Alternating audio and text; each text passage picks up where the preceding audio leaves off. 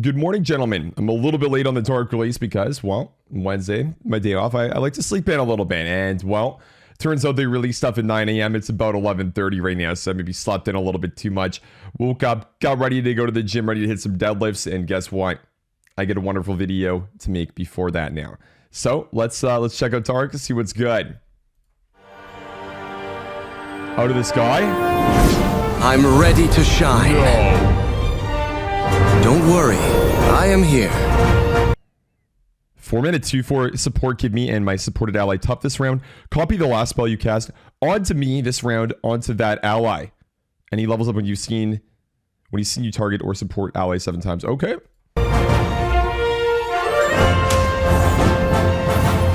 Honor the mountain. Ooh, 5-mana burst spell plus 3/3 permanently. Nice. That's pretty cool. That animation is juicy. Dazzling. And you get top, okay. Mountains to orders. The train. You're Taric, the protector. Climb well, and good luck on your journey. The classic plus 8 To preserve beauty and protect all life. What is that level up animation? Run that back. Journey. Oh my god. To preserve beauty and protect all life. 4-mana 3/5 support my supported ally, and I can't take damage or die this round. Copy the last spell you cast on me this round onto that ally. Bonkers.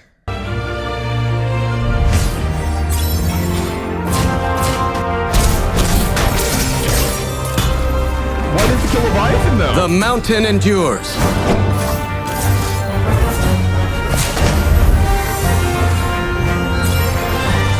I am with you always. Classic elusive. Boom.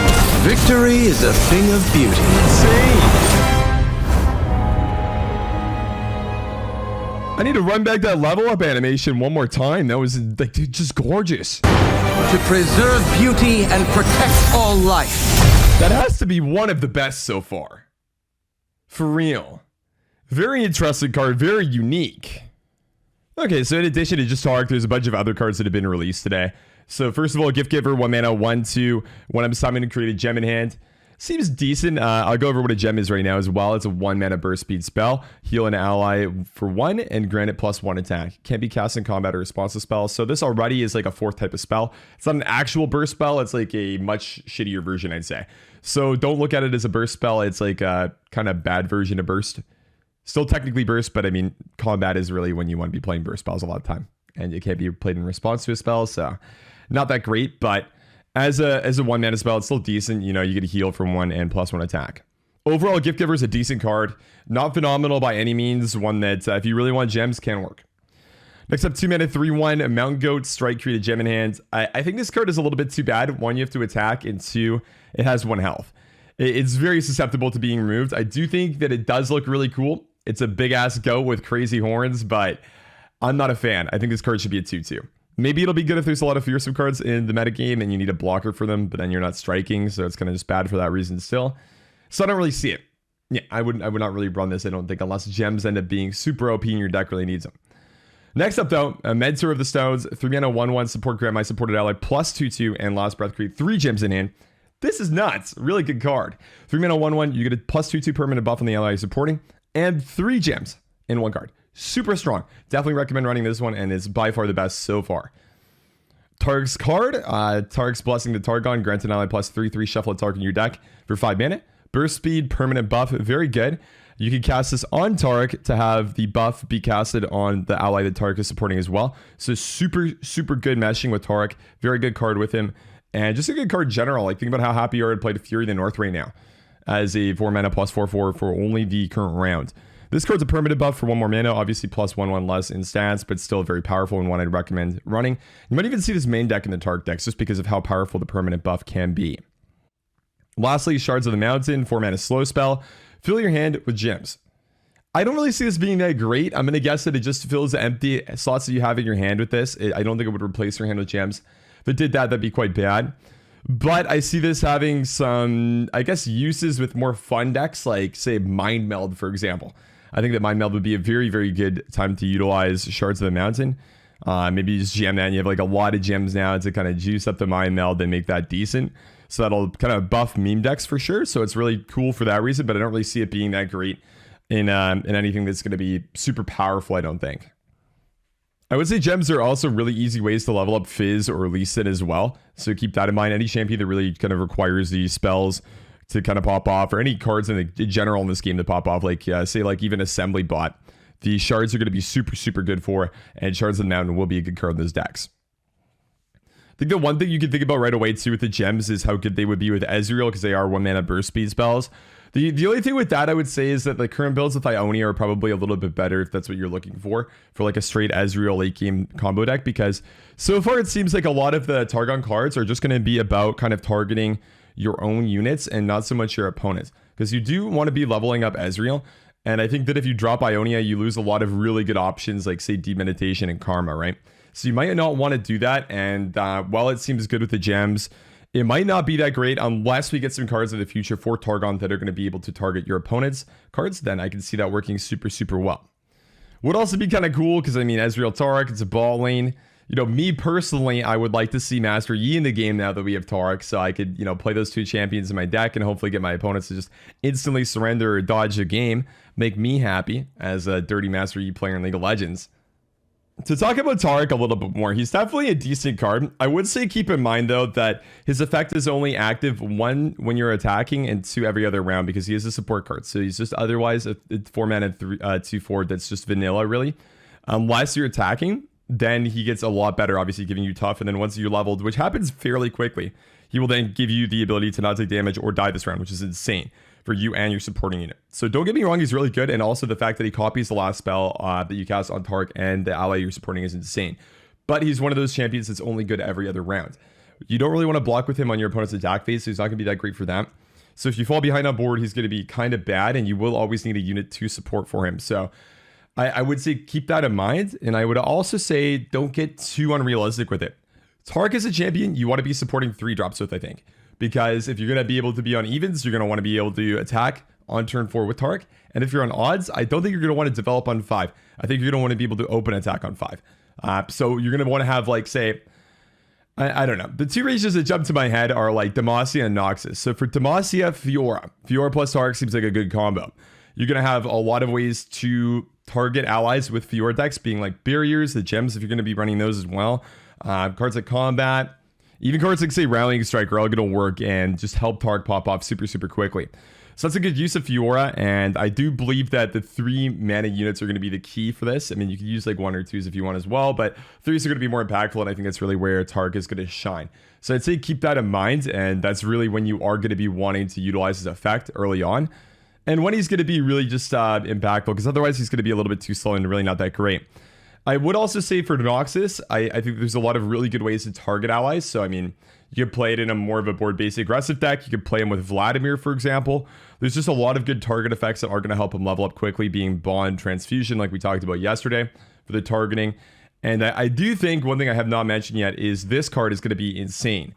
Arbiter of the Peak. This one for being decent overnight. You know, there being a lot of ways that I thought you could make it be quite playable and strong. It's super easy to level up now with all these gems, man. I'm looking at Mentor of the Stones, and Mentor of the Stones to me is just saying, oh yeah, I'm just going to make your Arbiter of the Peak already like 6 mana. Yeah, just by myself. So Arbiter of the Peak for refreshers, a 10 mana 6/6 overwhelm, reduce my cost by 1 for each time you've targeted or supported allies this game.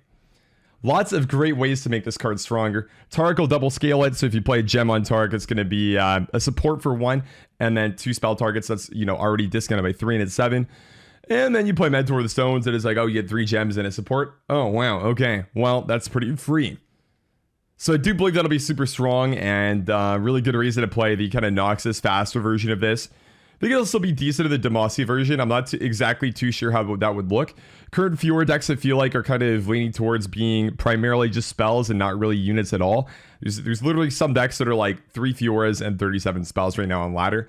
So I'd be surprised to see them switch up too much, just because if you want to run more units to say support on them, it's just going to make your Fiora more susceptible on your non-attacking rounds. But if you do run a strong enough core of units, it could still be worthwhile to jam games with. Another cool thing with Demacia is you can play Unyielding Spirit. Obviously, that's going to overlap with the Taric's leveled up effect. But what that would mean then is that you would have it on your off turn. And I mean, it's like 2 unyielding spirits in 1, so that's pretty sweet. Definitely think that would be strong. So let's say overall, I wouldn't really think about the gems in the context of Ezreal. I don't think they're really going to be good enough for him because, I mean, the big problem with him is just leveling up to begin with in general. And, I mean, the gems obviously post-level up are great, but we haven't really seen anything to help him level up. I would also say none of these cards really seem that broken to me. I think Taric is probably going to be a mid-tier champion so far at best. Again, obviously we got a lot more support for the support archetype already, so maybe I could be wrong. It kind of depends on what's introduced in the future, but I don't really think that he's going to be that insane just because he really just does not do anything when you're not attacking. And he also requires you to have decent units to buff and spells to kind of level him up and stuff like that. So I do think he's a good champion, don't get me wrong, but I don't think in the current context of the cards that I've seen, he'll be obscenely broken or anything like that. I do think he'll create some new archetypes, especially with Targon Noxus, Targon Demacia. I'm definitely excited for those. But based on the cards that I've seen so far, I don't think he's going to be breaking the metagame or, you know, just destroying the game or anything. I think a lot of these cards are a little bit too balanced. Gift Giver, Mountain Goat just really aren't that great. Shards of the Mountains are way too slow. Targon's Blessing of the Targon is definitely a strong card, though. Don't get me wrong. 5 mana plus 3/3 permanent is very good. And Mentor of the Stones is also good. But Mentor of the Stones is also one of the ones that does require you to have another card to support right away. Obviously, the Last Breath is really good, though. So I think Mentor of the Stones is definitely one of the better ones. But Gift Giver, Mountain Goat, and Shards of the Mountain are a little bit underwhelming for me, honestly. So I don't think they're really that nuts. But Taric's Blessing the Targon and Mentor of the Stones are a good start. And obviously, the synergy with Arbiter of the Peak is quite exciting as well. I would compare Taric a lot of times to something like Maokai, right? If you're playing against Deep, it's a card that when slammed on 4, usually just gets removed right away. Sometimes it won't, and your opponent will just snowball a victory with it. But there's a lot of cards that do just like clap him right away. Whether that's like cards that are going to challenge him like Vi, cards like Thermo. I literally just listed 2 PNZ cards, so maybe I'm not really talking super correctly here, but it feels like to be Maokai is a card that is very comparable to Taric. It's a 4 mana card with 4 health. And one that, well, I mean, I guess Maokai's a little bit better when you're blocking because, I mean, you do get a 2/1 as well after you play a unit. But it really does not do that much a lot of the time. He's just a card that kind of sticks around. Taric is a card, again, that just does not really do too much when you're blocking. And I think it's really the big downside of him is when you're attacking, he's very, very powerful, does a lot. But when you're blocking, he's very susceptible. And he's also very straightforward to remove, I think, a lot of time. Obviously, later on in the game, in a similar fashion to Maokai, is a huge threat, right? Maokai literally throwing all cards but 4 from your opponent's deck away. And Taric, I mean, making it so your supported ally literally cannot take damage or die. And obviously copying spells as well. Very strong once he's leveled up. And even pre-level up with the copy spell effect is powerful, don't get me wrong. But I would say that he's just a little bit underwhelming at first. And I think that, you know, a lot of people maybe just be looking at him in like a vacuum instead of like putting him in the context of the actual game and how it's played right now. So I wouldn't really overhype him at the moment. Again, maybe a lot more overpowered support cards are going to come out. Maybe a lot more overpowered synergy cards are going to come out. But I would say Taric is a decent card, but I would not say he's like on Ezreal level of being broken or Sejuani level of being broken. I think he's like a pretty solid mid-tier champion, better than, you know, stuff like Quinn, for example, but not topping any charts in my books. And I think that he has a clear downside, which I think is really healthy with a card like this, because when he pops, he's very, very strong. But the fact that he does have a downside is absolutely massive and necessary, if you ask me.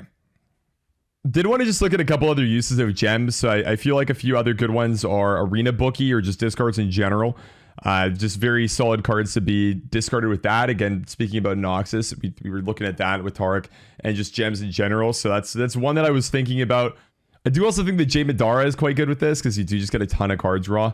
That's a decent way to cycle. It's more fun, again, kind of like Mind Meld. I would also say that it's quite good with Deep Meditation and Eye of the Dragon. Definitely a decent use of the gems to kind of just help those 2 cards get activated. So if you want to play Targon Ionia, that's definitely a good look there.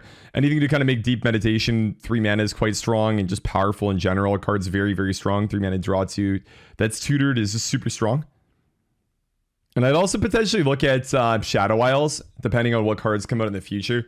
Mentor of the Stones is quite good if it's resurrected, because you're going to be able to get the Last Breath off again, or if it's resummoned, right? Either of those effects are going to be quite good with that. Same with Gift Giver. Obviously, 1 gem from the Gift Giver is not that great, but Mentor of the Stones giving you the 3 gems is quite good.